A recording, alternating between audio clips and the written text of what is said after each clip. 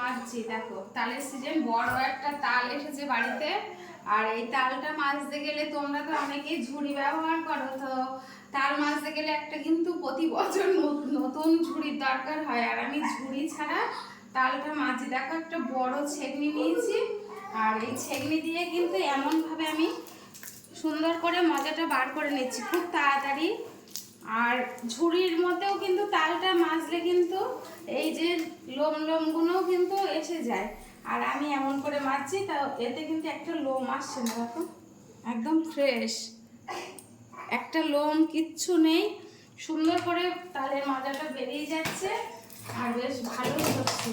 তো তোমরা পারলে এমন সুন্দর করে তালটা মেজে নিতে একবার বাড়িতে ট্রাই করতে পারো। দেখো